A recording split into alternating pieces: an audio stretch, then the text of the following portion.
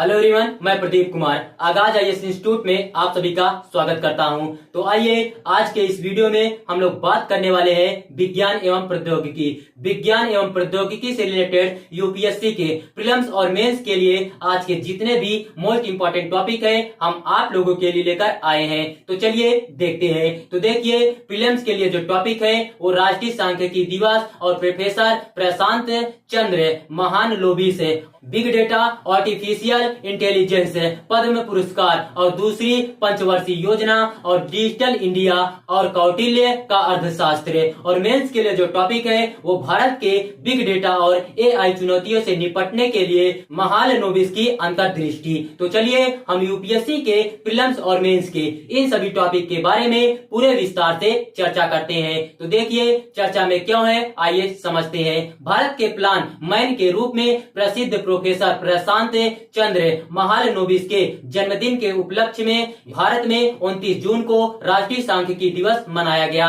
आज के समय में हम भारत को बिग डेटा की चुनौतियों और कृत्रिम बुद्धिमत्ता एआई की परिवर्तनकारी शक्ति से जूझते हुए देख सकते हैं। ऐसे में महालनोबिस का दृष्टिकोण और उनकी अंतर्दृष्टि भारत को इन मुद्दों को प्रभावी ढंग से हल करने में मदद कर सकती है। प्रशांत चंद्र महालनोबिस के प्रमुख योगदान क्या है, आइए देखते हैं। सबसे पहले हम लोग इनका परिचय जानते हैं। तो देखिए, प्रोफेसर प्रशांत चंद्र महालनोबिस एक प्रमुख वैज्ञानिक और सांख्यिकीविद थे जिन्होंने राष्ट्रीय विकास के लिए डेटा संग्रह, विश्लेषण तथा योजना निर्माण के क्षेत्र में महत्वपूर्ण योगदान दिया है। इनका जन्म कलकत्ता अब कोलकाता में हुआ था। इनके दादा गुरुचरण एक समाज सुधारक और रविंद्रनाथ टैगोर के पिता देवेंद्रनाथ टैगोर के अनुयायी थे। प्रमुख योगदान क्या है, आइए देखते हैं। वर्ष 1931 में इन्होंने सांख्यिकी और संबंधित विषयों में अनुसंधान एवं शिक्षा को बढ़ावा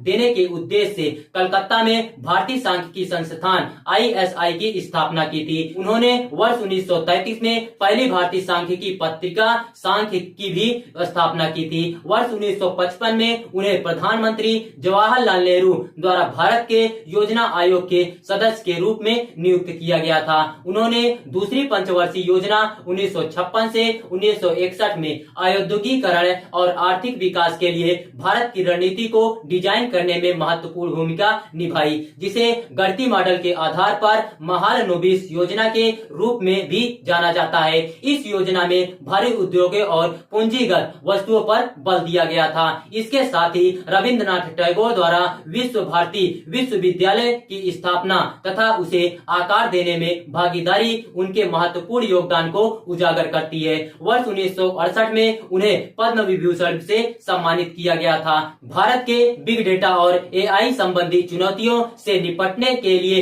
महालनोबिस दृष्टिकोण क्या अंतर्दृष्टि प्रदान करता है, आइए देखते हैं। तो देखिए, सबसे पहले हम लोग एआई और महालनोबिस प्रभाव को विनियमित करना आइए देखते हैं। चूंकि एआई नौकरी विस्थापन, गलत सूचना के प्रसार और अन्य नैतिक चिंताओं जैसी चुनौतियां पेश करता है, इसलिए इसके विनियमन के लिए वैश्विक दबाव है। डेटा अखंडता सुनिश्चित करने में महालनोबिस की दूरदर्शिता उनके सर्वेक्षणों में अंतर्निहित क्रॉस चेक के प्रावधान से देखी जाती है, जो कौटिल्य के अर्थशास्त्र से प्रेरित है। महालनोबिस दृष्टिकोण हमें एआई एल्गोरिदम में निष्पक्षता और पारदर्शिता सुनिश्चित करने, कठोर डेटा प्री प्रोसेसिंग के महत्व की याद दिलाता है। उदाहरण के लिए, भर्ती प्रक्रियाओं में एआई की तैनाती करते समय सभी उम्मीदवारों के लिए समान अवसर सुनिश्चित करने हेतु पुनर्वाग्रहों का आकलन करना और उन्हें कम करना महत्वपूर्ण है। महालनोबिस दृष्टिकोण जिम्मेदार और समावेशी